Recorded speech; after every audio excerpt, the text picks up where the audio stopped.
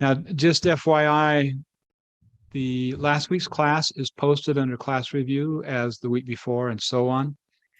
And this one will be posted. Unfortunately, Chris is going to be teaching tomorrow and the next day, so it probably won't be posted until Monday, but we'll get it up there as quickly as possible so you can follow up on this. One of the things that we're going to do tonight, well, what we are going to do tonight, not one of the things, but what we're going to do tonight is cut the tenon using the vertical table in Conversational Cam Pro. And we found a slight bug, which Mike Resch has fixed, corrected it for us. So I'm going to take the files that you would need. We don't quite have the add-on ready that we can just send out an email, but I can zip the files and I'll either email them to you or I'll post them on our website. I'll send out an email to everybody that has CCAM Pro with instructions on how to update your system so it will correct the problem. Because if you try to do what we're going to do tonight, you're going to run into a problem. But we've got it covered. Mike has a solution, and we'll get you set up. All right, let's open up to get started here. This is our display table drawing that we put together. And again, in this case, I'm using Aspire just as a CAD tool. Oh, it didn't share the screen? Did I not share the screen? No, sir. Okay, you'll have to yell at me once in a while because I screw up. All right, we're gonna start again with this drawing that we did in Aspire. And again, I'm not using Aspire to program anything in here yet. I'm only using it for the CAD tools where I can draw and dimension and work everything else. And then I'm using Conversational Cam Pro to program everything, the turning, the legs, the joinery, and things like that. But there are a couple of things that we will program in either either in Aspire or VCarve Pro. It doesn't matter which one. We save these files all in VCarve Pro so everybody can open them. But hey, Tracy. Yeah. As far as opening the files, a lot of us don't have 11 and it won't open. Can you create a DXF of that file so we could import it and be able to not have to draw the files? Yes, I can. That's an excellent suggestion. Again, drop me an email if you don't mind, tracy@legacywoodworking.com, and I will export this. In fact, I might be able to do this. If you remind me at the end of the class, I'll do it right here at the end of the class tonight, and then we'll go ahead and post it for you. Thank you. It'll be in the class review along with this video then. All right. And stepping back, there are a couple of things that we will do. You see the rail right here has an arch on it. And I don't have a way to do that in Conversational Cam Pro yet. So what we're going to show is how we can program this in VCarve Pro or Aspire, generate a toolpath, and then in Conversational Cam Pro, we can simply import that file and we can run that so that now all the files, every single G code that we run to create the entire project is all assembled, collected into one file in a project file in CCAM Pro. Okay. We'll do the same thing with the tabletop. But tonight we're going to focus on this right here. We're going to cut this tenon. And again, my mouse is really snappy. So we're going to cut this tenon that's going to insert into the leg. And so in the last class, we programmed, sorry, this mouse is going to drive me crazy.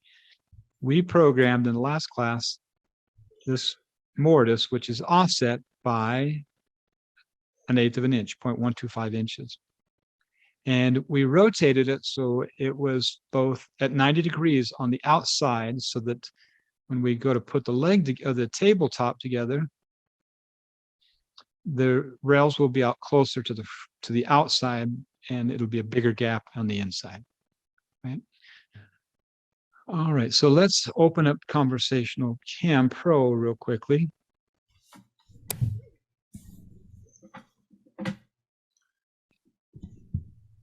And we'll go into projects, and it's the display table. This is the one that we started and the one I posted. And just as a recap, under horizontal tables, we created a rail so we can cut it out with an imported code, and we created the tabletop. which we can also import. And if we want to do some V-carve or inlay or something in that tabletop, again, we would do that in V-carve Pro or Spire and then import it and actually save the code out of here. So everything's collected together. And then last week we did the leg, and in here we did the multi-sided, and we also did the indexing for the mortising. So that's all good to go. In fact, I'm going to stop sharing right here and switch over. You can see right here, those are the mortises that we cut last week between centers. Now this is a test cut, just a test part. So I didn't do the rest of the leg. We'll do that in the next class. All we did was machine the four sides and cut the mortises to make sure everything was correct here. And I like to always, when I'm building something, you know, a high-end piece of furniture or something, I like to practice. I like to do some setups and test cuts to make sure everything works correctly. So this is pine, and tonight I'm going to be working in MDF. Once I know everything is good, I'm going to produce this probably out of walnut. That's one of my favorite materials. All right, so we're done with the rails. And of course, with the drawing, we know the tenon is going to be 3 inches along this way. We're going to go 6/10 of an inch deep. And the reason we do that is because our mortises we cut here were 5/8 or 0.625. So we're going to leave a little bit at the bottom space, a gap for glue. And that's why we make this 0.6 inches long. Holy cow. Like so. And then here's the top view, as you can see. And we know already, I didn't dimension it here, but we know that it's 0.3 because it's labeled right here. It's 0.3 inches wide, and we know it's 3 inches long. So we can go ahead and program that part now in Conversational Cam Pro. So I'm going to hit the Vectric table, and here is the part which we created when we created the project to start with. It's the rail. So I'm going to, once I've selected the part, then this changes here to Manage Toolpaths, and I'll click on Manage the Toolpaths, and we've got one here for joinery. And I'm going to do a tenon. We're going to add a mortise and some dovetails and some other things in here as well. But for right now, we've got the box joints for a box, and we also have the tenon, which we'll be using for this project. So I'm going to select this. And this is a bug that we found because Adobe changed the way that they download their Acrobat reader. CCAM's not recognizing it, so it's opening it. This is reader right here. It's opening it in this program. So for right now, I'm just going to minimize, get out of the way. We're just going to deal with the kind of pain in the butt that it causes. But that will actually show up when you click on this Show Toolpath Help, and it'll be part of the program. So that's an issue we're working on right now. I'm going to click on the Select Tools, and I'm going to go to an end mill. We're going to use a down cut, and I'm going to use one. Actually, the shorter you use, the better. So you could use the 3/4 because we're only going 0.625, or we could use the 1 inch. Really wouldn't matter in this case. I have a longer cutter, so I'm going to use this one. This is a down cut, so it doesn't tear the grain. But to be honest with you, that doesn't even matter because we're dealing with end grain, and it wouldn't lift the grain. So we could do an up cut or a down cut or even a straight cutter. All of those would work well in this case. Right. So right here is the tool compensation. And again, here on the right, it's going to give you the instructions of what it's asking for. So enter the difference between the measured tool bit diameter and the manufacturer stated diameter. This says it's 0.25. Okay. If the smaller, then you put in a negative number. So we're actually going to put a negative number here because we want to create a little bit of tolerance. So I'm going to make it a minus .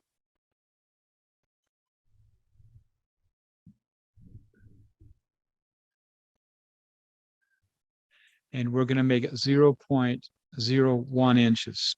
So that's a 1/10 of an or a 10,000th of an inch smaller. And that should give us just barely enough tolerance for glue.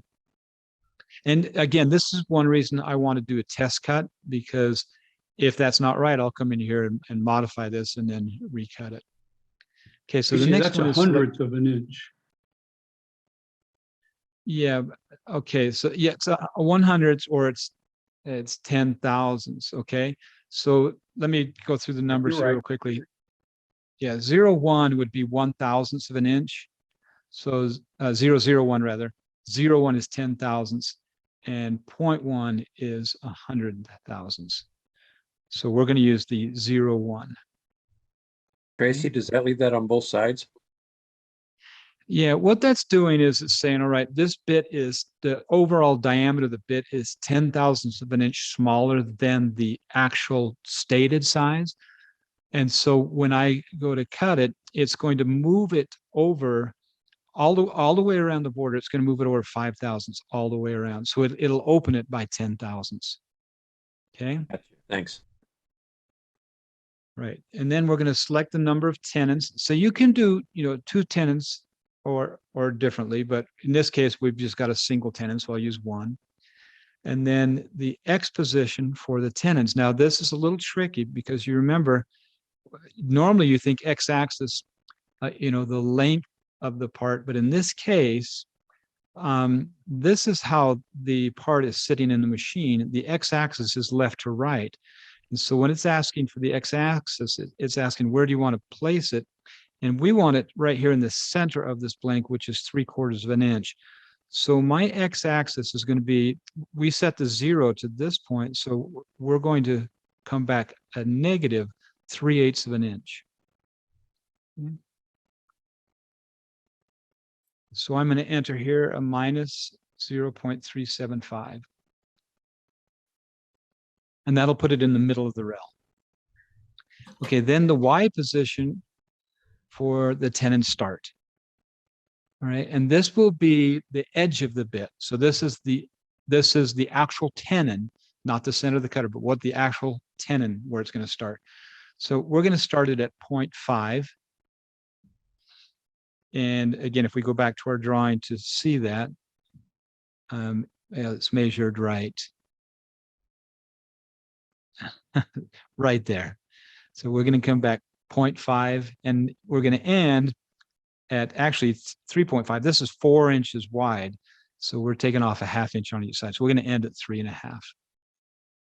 And this is one of the things that we're working on right now, which is going to be really handy. Right now, I'm switching back and forth between this drawing, but right down here in this bottom section is going to be a collection of drawings or PDFs that you can import. So I could actually save that file as a PDF, and then it'll import in here, so I can take the dimensions right here without switching programs.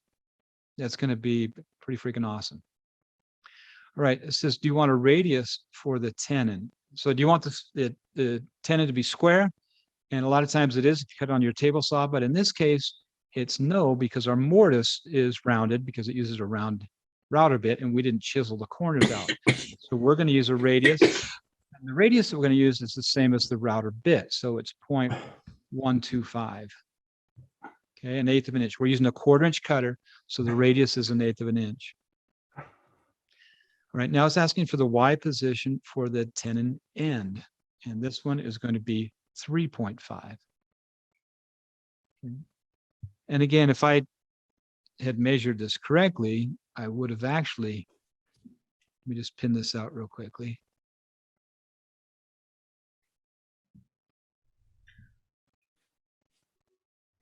We're going to measure it vertically. So this is the part.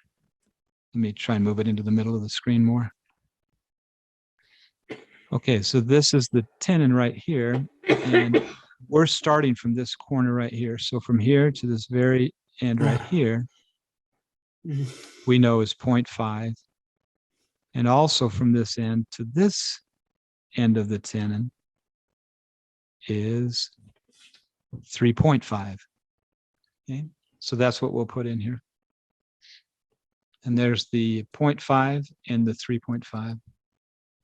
And you can have a radius on one end of the tenon, the other end could be square, which we don't want. We're going to make them both radius. So this is also going to be 1/8 of an inch. So Mike has done a heck of a job making this program extremely versatile. You have so many controls and so many variations of the same part, all built in here. It makes it really nice. The tenon width we know is 0.3, and that's on the drawing, so I'm just going to enter it. And then tenon depth. Okay, now this is where we cut the mortise 5/8. Our tenon's going to be 0.6. We want it less, so we have a little bit of gap at the bottom again. Tracy, how Okay, is and the end of the ply position at 3.5? Okay, so the y-axis right here, 3.5. Let me go back to the drawing then to show you. All right. Shouldn't it And be this is 3? okay. Well, it's measured. It's not the length of the tenon. It's everything's measured from 0. It's just like when we were turning. Oh, okay. Okay. You look right here. Everything starts at 0, and all these dimensions are taken from that end. So in this case, everything's taken from this end. This is where our X0 datum position is right here. Does that make sense? Yeah. All right. So that, again, that's 3.5. 0.3 is our width.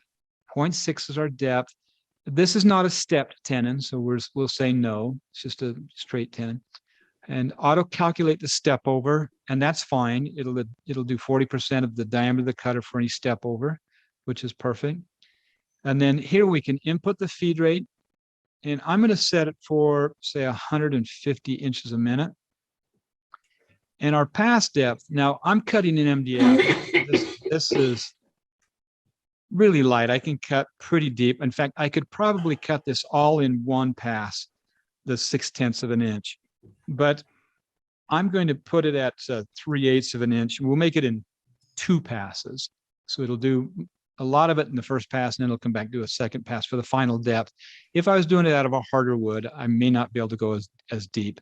And again, this is where you want to maybe make a test cut and see if it works. And then here's our Z clearance. Now the Z clearance is above the top of the material. So when it lifts up to move, what kind of clearance do you want? The default here is 1/8 of an inch. And to be honest with you, that's fine. If you don't feel comfortable with that, you can make it, I'll make it 1/4 of an inch just to give us a little bit more gap, but we don't want it too big. The more gap, the bigger it is, the more time you spend in the air not cutting. So we'll put it at 1/4 of an inch. All right.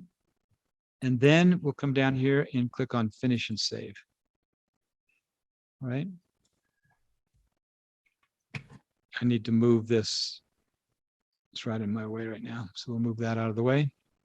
Okay, so I've got the joinery tenon right down here. So we're going to click on generate the G code. And because this is for a delta, it has the slashes. If this was for Mach 3, it would simply have parentheses. So the code itself is identical to Mach 3 and delta. The only difference is the comments. Okay. Tracy, So- can you mute everybody? See, I'm hearing a lot of background music or background noise. You bet.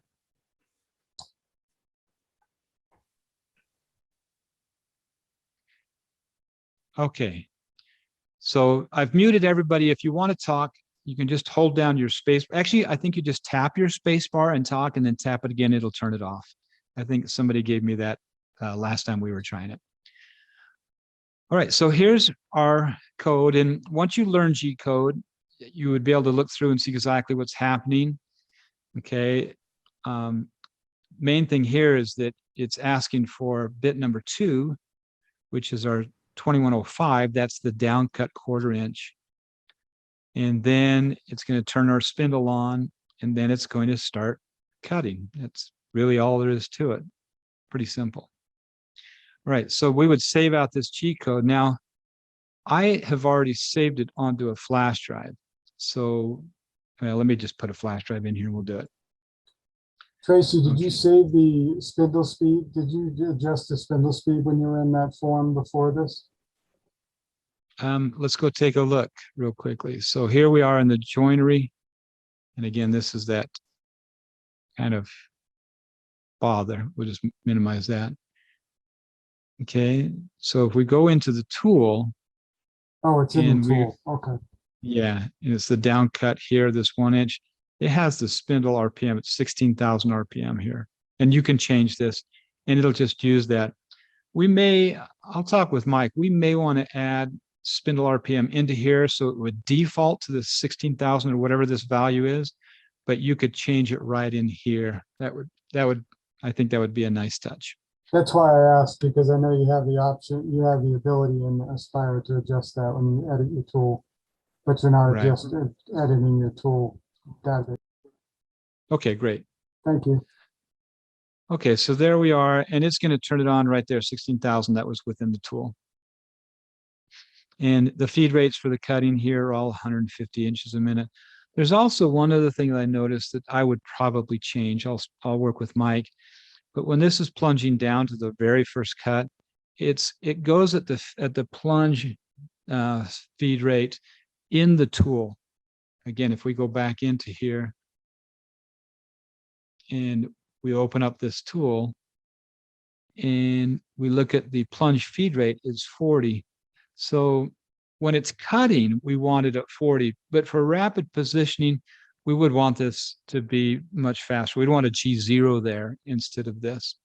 So that's a change I think we're going to make. So you'll see that it's kind of slow coming down to start with. There is no G code to it. Oh, let's generate it, G code, and then we can save it. Yeah. Tracy, can you ramp in on this on the cut? No, not on this, but it's not necessary to ramp in on these at all. When we cut it, you'll see how it works. Everything's cutting out on the outside edge, so there's no need to ramp. Okay. Okay, thank you. So anyway, you would just give it a name right here, whatever, and save it. And then we'd take that and go to the machine. So I'm going to stop sharing right here. And you can see I've got a flash drive in here because I already generated this code, exactly the same process, and put it in here. So now we can go ahead and run it. Last time I had to switch my audio with a USB port and it screwed up the, the system. So I had to struggle with it for a minute. So this time I figured I'd just be safe and have the code already saved. And so, So- on the screen here, Speaking of ramping, just because it was brought up just a minute ago, when you're cutting the mortises, do you have the capability of ramping when you're cutting the mortises? Like when you cut, I wasn't we here can go last back week. and, yeah, we can go back and look, but I don't believe so. Not Okay. currently. I'll go check it out. Just because it was brought up on this situation, you might not have to, but if you're cutting a mortise, sometimes you might want to ramp in depending on what you're using for a tool. Right. correct? Yeah, good point. Yeah, excellent. Okay. And if you have CCAM Pro Beta, then, and you have a question like this or a suggestion, then use the form, and it's our website, lwmcnc.com/CCAM, CCAM. And that'll I take can you to put the it, form. I can put it up there, or the person that brought it up before can put it up there, whoever wants to. Okay. Yeah, if somebody would put it in, then we'll be able to track that and get all that feedback so we can make sure these all get taken care of. Got it. Okay, so here I am, and I'm not going to share this screen. You can probably see enough of it right here, but I'm in the vertical table workstation. So this is all set up for the vertical table. And right here, I'm selecting the fixed fence, which if you look behind me, this is the fixed fence right here. And so the x-axis is actually back against that plate, and the y-axis is back against the fence. And so it's different than what you would normally do in Aspire. It's in a different corner, but you don't even have to worry about that. You just tell it from wherever the 0 is, are you going positive or negative? So for example, if we were using this fence over here, all of those positions would have been negative, a negative 0.5 and negative 3.5. So you don't have to define the XY data position. Just from that point, which direction are you going, positive or negative? All right, so if I hit open right here, then I can go to my drive, and here is the file that I already saved. So I'll just go ahead and open it. Right now, before we cut, I want to show you a couple of things. You always have a kind of a challenge whenever we're dealing with the vertical, because you're going to be cutting on the top surface like this. And so I could put the Smart Tool pad, on top of the part and kind of balance it and do a multiple tool setup. It's a little tricky.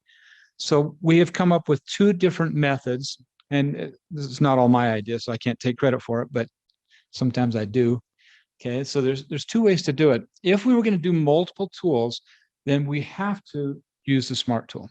If we're doing a single tool, which we are in this case, I don't have to do multiple tools. So the way I'll show you how I did this one is I'm going to take, and under controls here, I'm going to hit the offset X0, Y0. Okay, now it's not over the table. This is going to work. So what I'll do now is I'll hit the offset Z,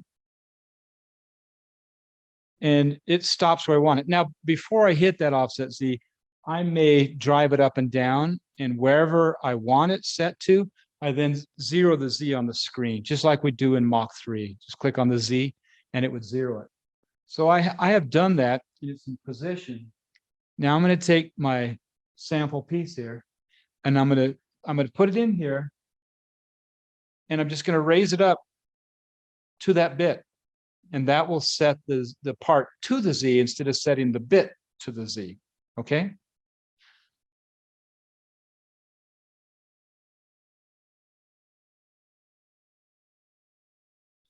And I'm using the Incra Build It clamps. I love these clamps. They're awesome. You can buy them.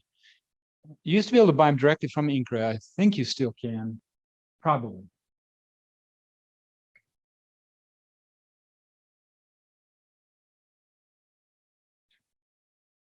Okay, just ensuring that it's back against the fence and clamped in, and now Z is set. I'm going to show you real quickly. If we were going to do Smart Tool on here, then the easiest way to do it is to actually take a second blank and put it off the table like this, and then move the part up to that blank. So it would touch right underneath there. And then I could set up the Smart Tool on the table, because that's exactly the same height as the top of the blank. Okay, so that's the second method. But in this case, we're not going to do that. So what's key is that I go into my screen here, into Smart Tool, and I make sure that Smart Tool is disabled. We've turned it off.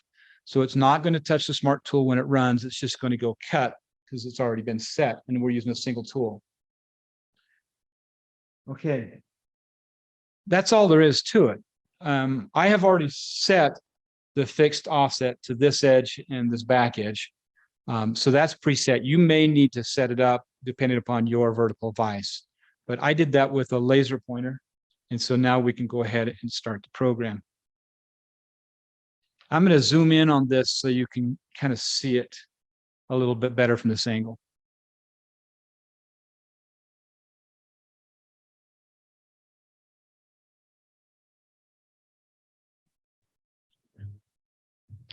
Okay, and then I'm just pressing cycle start.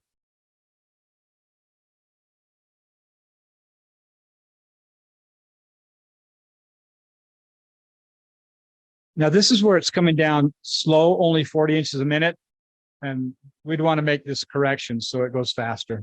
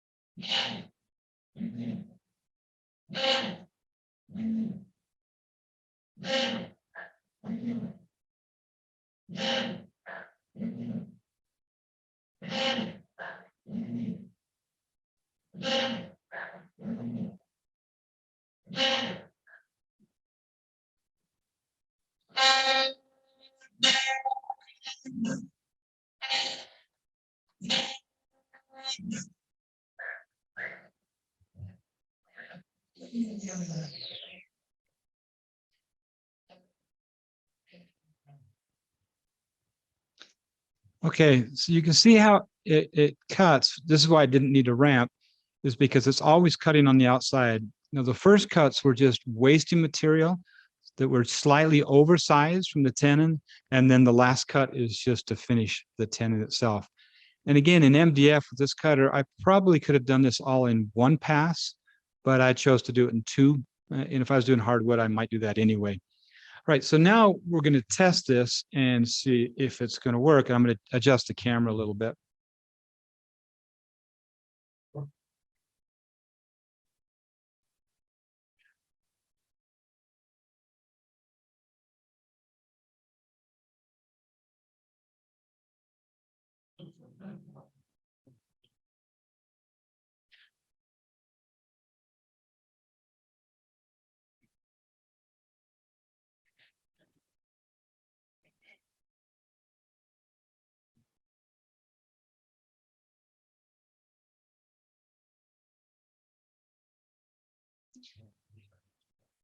Well, you can see that that's actually a pretty tight fit, which is acceptable. I may open it up just a little bit more so that I have just a little bit more space, but it's a perfect fit going in there. So that worked out. Those numbers worked out really well. Let me go back into our drawing now. So we've cut this, and because this is our XY datum position, this face is on the fence. So just to ensure that we have, You need to if this share was your off, screen. oh, jeez. Okay. Where did that go?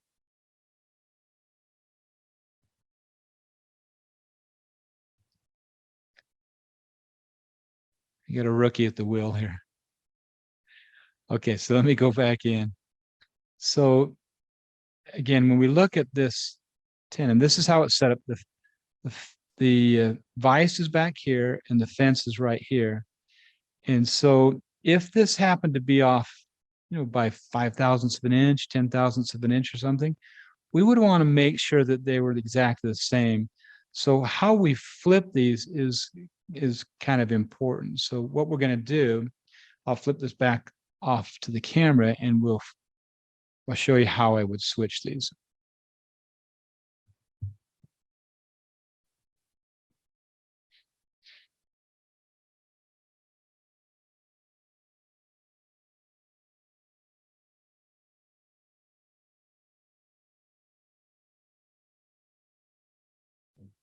Okay, so if this is the face that is against the fence, I'm going to leave that side against the fence.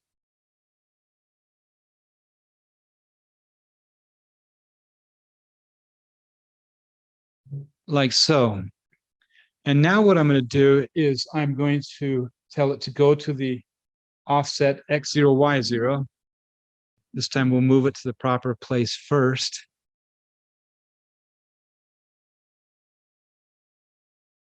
And I'll just move that down a little bit. Then we're going to go to the Z. And then we'll set it up to that.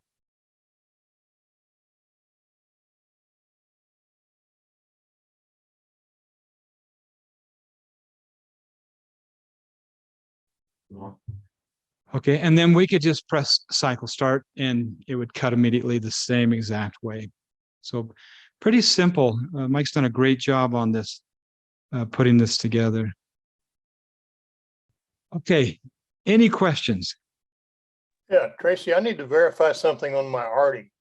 Yeah. When I bring the arty up, it does not turn the vertical table on, but I see there's a check mark I can turn on.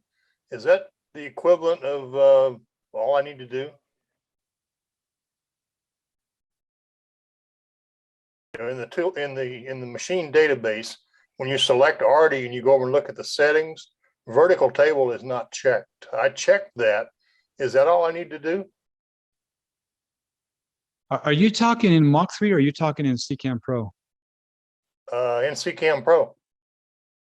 Okay, I'm going to share my screen and then you walk through it with me, make sure I understand. Okay, so in CCAM Pro, when you create your project is what you're talking about? No, in the database. Go up in the databases. Into the machine database? Yes, and then select Oh. arty. Right, because this now lets you choose whether you have a horizontal, vertical, or turning center. So just make these yes if you have them. The reason we did this, and the code doesn't read this yet, but it will. If you, for example, don't have a vertical table on your machine, only a horizontal and turning center, then when you go to create your project, it won't let you. You come in here and say new project. Just call it test. If you didn't have that vertical checked, it wouldn't allow you to check it here. Okay. That's why I put that in there, but it's not implemented yet. So even though if your arty doesn't have a vertical table, we've shown you how to build a system that uses just MDF fixture that you punch a hole in the table and you can make your own vertical vise and put in there, and you could set it along the y-axis or along the x-axis. Just keep in mind that right now conversational CAM only works in the y-axis as the length. Yeah, that's basically what I was asking. If what I did will make it work correctly, but you're saying the x-axis is not going to work. Right. So, for example, let me share my screen again real quickly, and we'll go in here. So I'm just going to draw a sample real quickly. We'll draw over here. Okay, so if this was your machine right here, okay, and you have a turning center, let's say the turning center is over here. In the arty, it's right in the center, is it not? Yeah, it's right in the center. So you have to take the table off in order to use the turning center. So we'll forget the turning center right now. Let's just look at, if this is our, try and zoom in without going crazy. If this is your table on your arty and you go to punch a hole in it for the vertical vise, if at all possible, you need to punch it this direction and not this direction. Okay. Yeah, I did it the way you've got drawn first. That's the way it is, punched in the middle of the table. Okay, then they're perfect. Everything will work correctly then for you. Okay, thank you. Tracy, Okay. Yeah. Yes, go ahead.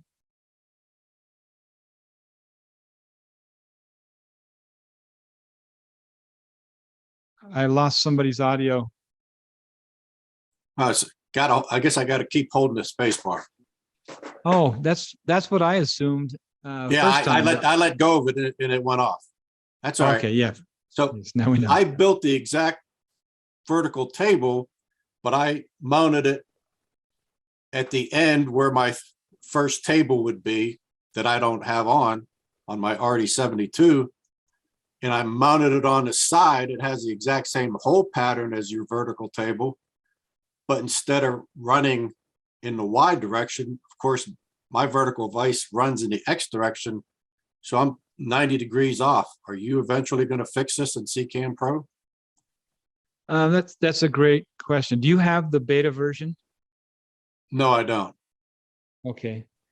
You know what? I'll just make a note then. I was going to say just fill out the form, but if you don't have it, I'll get with Mike and look at there's probably something we want to do is be able to switch that, but it would take a lot of work. I made Mike work on his birthday and over the holiday weekends. Oh, And That's I- fine. Whenever I made the stool for the associates project, I just changed all the G code myself. But it Right, would be a okay. little difficult if you can't do it on this. Yeah, and you can always program the same thing in Aspire or VCarve Pro along the x-axis instead of along the y as well. So Yeah, and that's what I did before, but if I bought the program, it'd be nice if it was. yeah, okay. Yeah, let me check with Mike and see if that's something that, how difficult it would be to implement. I think it's a good idea, though. Okay, thank you very much. Can you remind us where the form is? Yeah, if you go on our website, again, and you just go to lwmcnc.com and then /CCAM, CCAM. Whoops, M. And that's the beta form. So you can put in your information here, give us your recommendations, suggestions, everything else.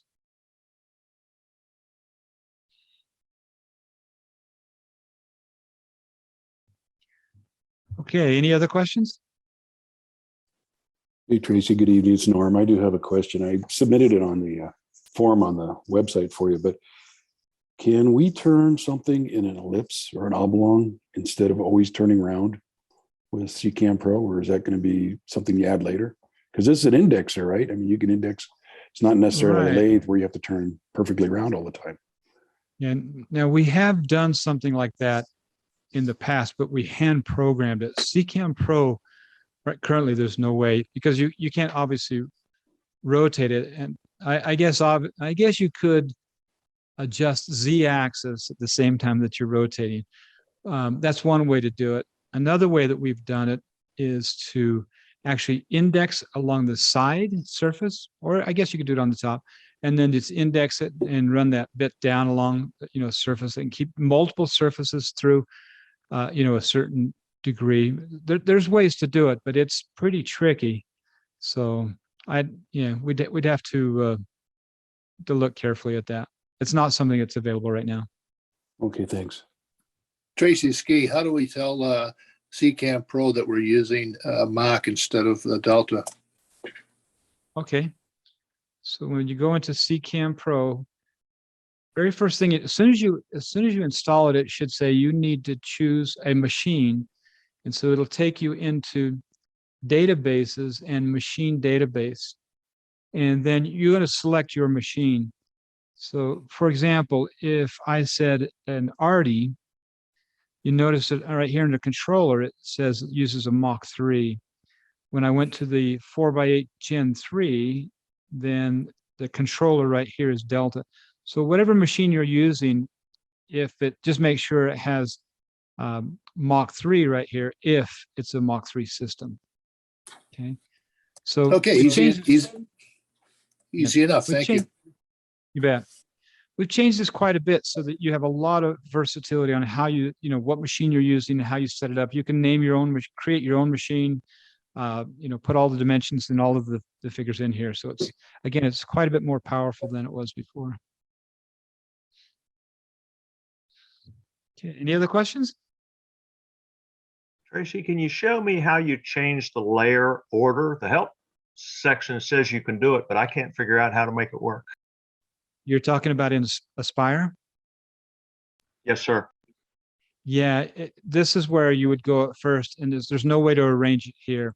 So what you do is on the side over here, and usually there are tabs down at the bottom. I don't know why mine's screwy right now, but anyway, there's a tab here you can see for layers. And generally, again, I have the tabs at the, oh, maybe if I pin it out, maybe that'll do it. Let me try that again. I think it's the new version. Yeah, the new version does that every now and then. It drops it all. Okay. How'd you get it back, Tracy? Yeah, I don't know how I got it to come down the side. Usually they're on the bottom, but it might be how it's anchored onto the system. I don't know. I have to explore here. But I anyway, think it's the new version 11. Yes, I'm in 11. That's correct. Yeah. In fact, I just updated it again today. All right. So there's a tab over here for drawing, and of course for modeling and for layers. And again, these are typically at the bottom, clip art and so on. Go to layers. So you can't do it in the drop down. You have to do it here. And then what you do is you would pick a layer like this and then just use these arrow keys here to move it up or down. Yeah, I got it. Thank you.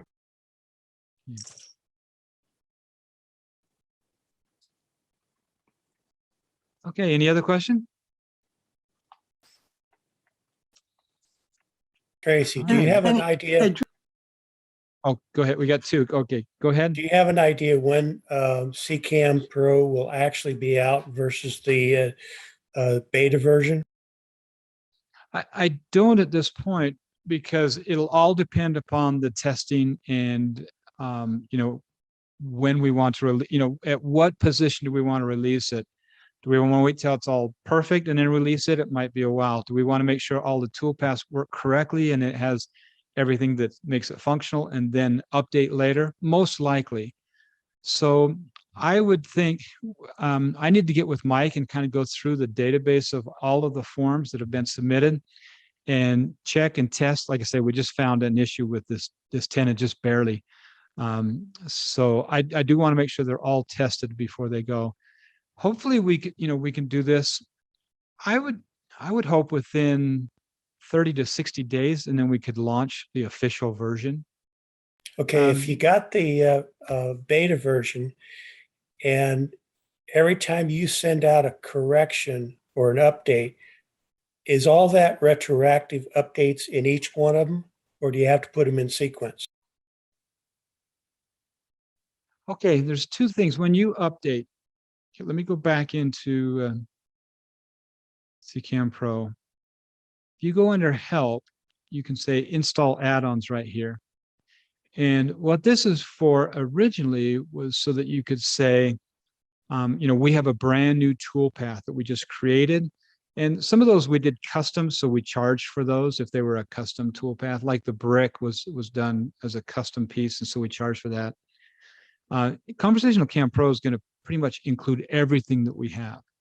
But if we come out with a new one, or if we update an existing one, then we can send you what's called a PKG file. We just email it to you, or you can download it off the internet or whatever from our website. Then you just click on install and select that file, and it will totally update your system completely. So as long as it's CCAM Pro, it doesn't matter which version. Right now I'm at 1.3.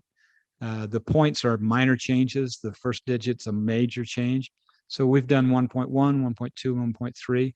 If you're still at 1.1 and I come out with a 1.4 or a 2.0, it'll update the whole thing. So there's a couple of ways that we'll, there are a couple of things that we'll update. One is the toolpaths and things like in our database, for example, our tool database. You see these have photos right here of each one of the cutters. Whatever the cutter we put here is going to have a photograph. Well, that is found in your documents folder under CCAM Pro. It's under resources under pictures. And so if I have an update with a brand new bit and a brand new drawing or something that we want to go into these photos, when you do your add-ons, it'll update everything, the toolpaths and all this information all at once. Okay. And it'll bring whatever you have, it'll bring all layers up to that level. Right. Now, the other thing that you have is the actual program itself. And if we go into the C drive, right, under program files, x86, you're going to have CCAM Pro. And these are the actual program application files. And so we have a separate one that you'll be able to download. We've never been able to do this in the past, but this is what we're developing right now, and it's about ready to go. Then if we completely update the program, not just the toolpaths, but the actual program itself, you'll be able to run it and update it, even as long as you've got an official version installed from a flash drive, then it will update all to the brand new version. So all the updates are going to be available for this system via email and not through, not by mailing flash drives around anymore. I hope I got your question answered correctly. Yes, you did. If Thanks. not, okay. Tracy, on the metric tabs, Yeah. go up to edit. Options. Right there, tab location in the first section. Right here. Yeah, see where it says left? Oh, I just put it at the bottom. Brilliant. There you go. They're at the bottom. I like that better. I just put Thanks. something, I just put something in the chat that shows you how to do that too. Oh, great. So have you Yeah. have you created an update since we got the original thumb drives with CCAM Pro? Do we need to have them updated already? There is one update you're going to have. Now, it's not quite ready for the, like I showed you, the help install add-ons.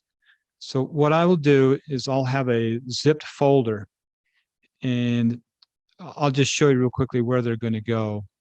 They're going to go into documents, and it's going to be in the CCAM Pro folder. There's one file that'll go in configs. It'll be machines all, or not, excuse me, tools all, not machines all. So this file right here, I'm going to send you a replacement of that one.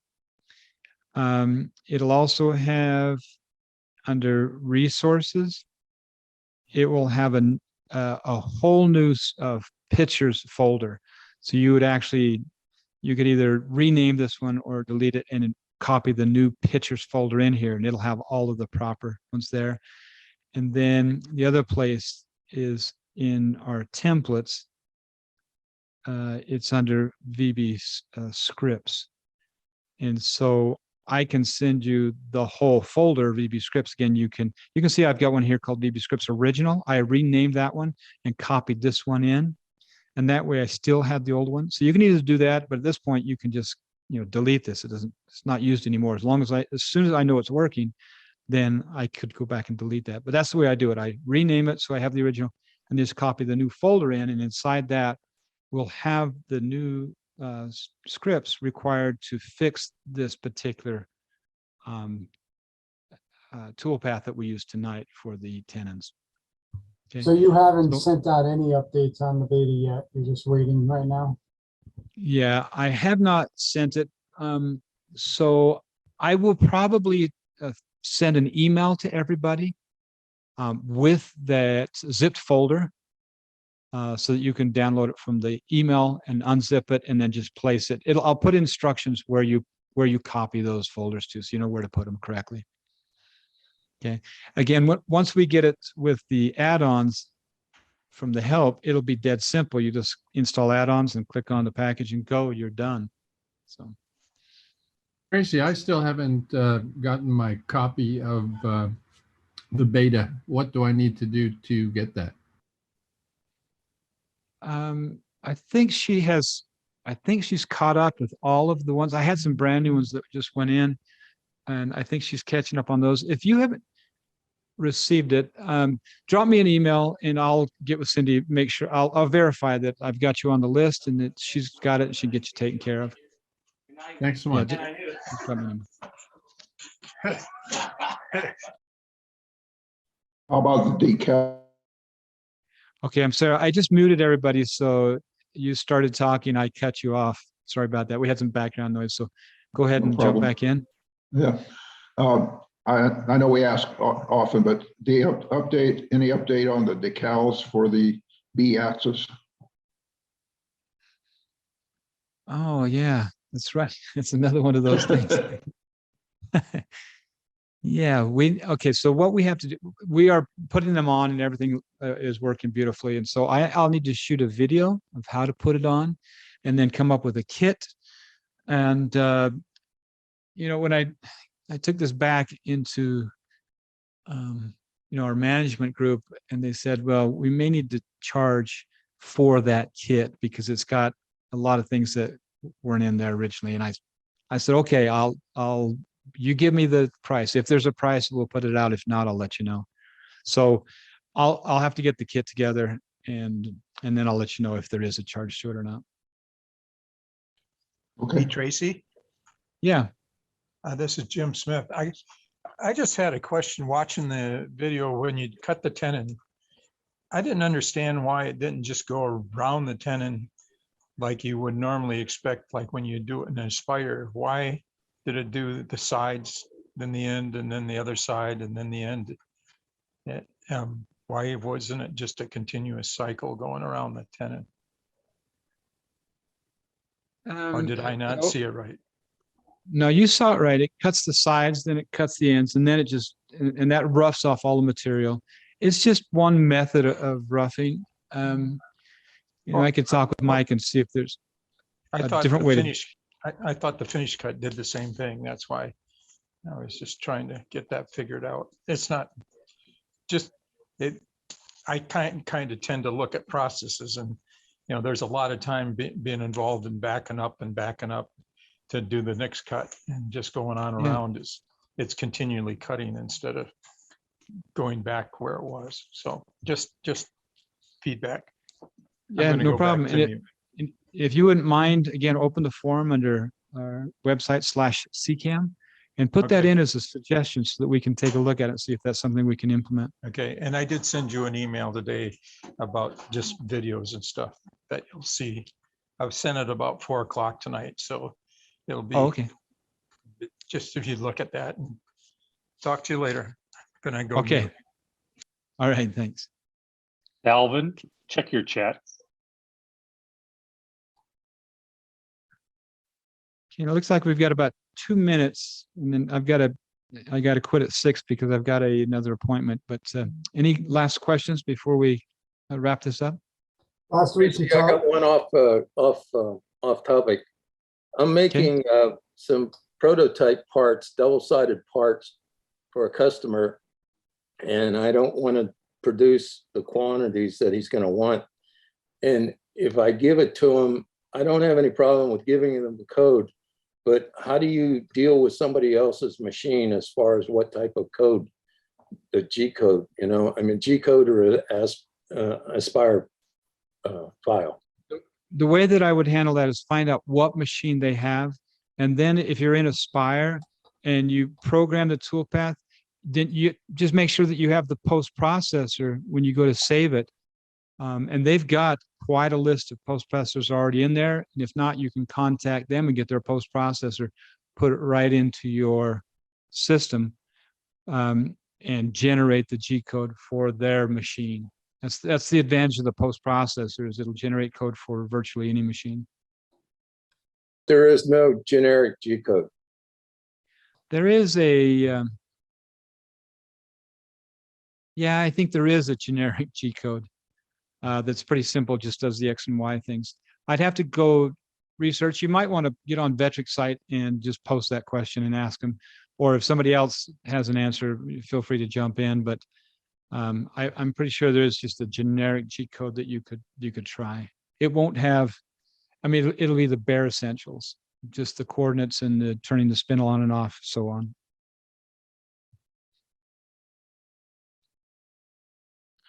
Tracy, did you ever get an answer on operational speed that you talked about last week? I'm sorry, say that again. Go to what? Somebody was asking about operational speed in a cold setting for a water cold spindle last week. Oh, optimal speed. Are you talking spindle RPM? No, optimal or temperature, cold, running your spindle in cold temperatures. Oh yeah, that's right, temperature. No, I don't have it, not for the liquid cooled spindle. And I'm going to forget to, unless somebody drops me an email. Well, my garage is heated. I was just curious because I was watching the video over the weekend, and that was brought up about running below 50 degrees. Yeah, somebody wants to drop me an email. I'll have Mosiah reach out to the manufacturer and see if we can get a number. I don't have it off the top, and I have so many things on my plate. I won't remember it as soon as we turn this video off. soon as you get out snowshoeing, you'll forget everything. That's right. Okay. Well, I'm going to go ahead and wrap this up tonight, and then we'll pick it up again next week. So what we're going to be working on at this point is we're going to work on the legs and do the tapering, so you can go through that feature and function and how to program it. And then we'll come back. I don't know if we'll do it in the same class. We might break it into another class, and we'll start doing importing of toolpaths from Aspire or VCarve, where we do the arches here, or if we cut this tabletop out, or we cut a border on it, or we VCarve on it, or whatever we want to do. So probably still a couple more classes before this project is wrapped up, but I'm looking forward to it. All right. Well, I'm going to go ahead and kill this, and we'll catch you guys. Great class, Tracy. Thank you, Tracy. All right. Thank you. Thanks for all your input. We'll see you guys next time.